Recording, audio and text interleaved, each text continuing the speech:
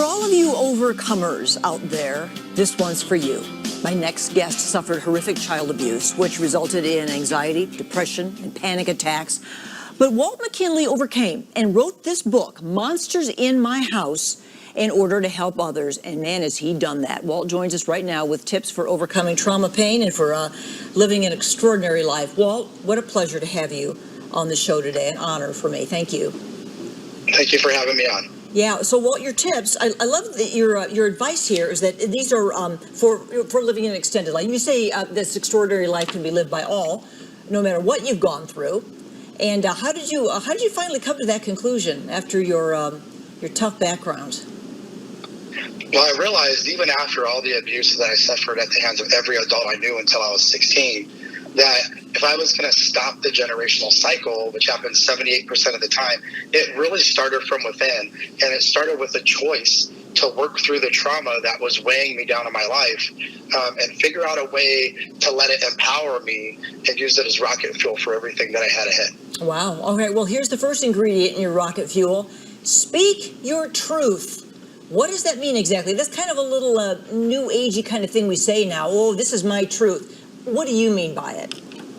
Speaking your truth is really just saying out loud what happened to you.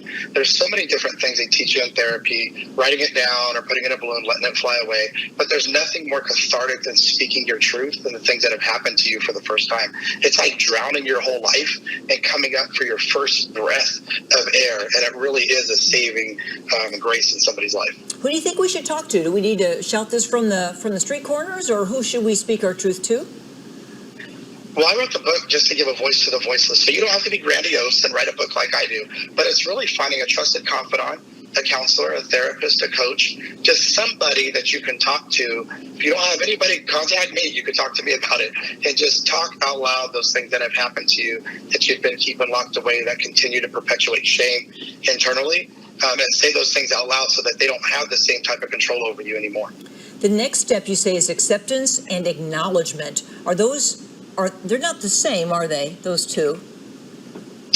They're not. So acceptance is really just accepting the trauma that you've been through for what it was. It's black and it's white. And the reality is all of us have a story. All of us have been through traumatic experiences. And the second piece of that is acknowledging the emotions that come with it. That was a lot more difficult for me, was to mourn for that little boy who was hurt and abused his whole life, and realize as a man, now it was my choice to take that power and control back. But I had to work through the emotions and acknowledge how I really felt inside in order to move forward. This next one, Walt, I think is probably the toughest to understand and implement, and that's forgiveness. Forgiveness. What do you mean exactly by that? That was by far the hardest one for me. And so it took me a long time to forgive my abusers. I realized that hurt people hurt people. As I said before, 78% of the time, abuse is generational. And I realized those people who hurt me have been hurt so bad as children and never dealt with the trauma. So it gave me some empathy for them. It did make it okay. But I realized for me, I needed to let go of the pain and the anger and resentment and shame I felt. And in order to do that, I had to really forgive them, so that I can move forward. Yeah. And I think the second piece of that is also making sure that as you've went through trauma, as you process that, you might lash out at somebody else. You also have to be able to give grace and forgiveness for yourself as you learn to grow and heal from that trauma too.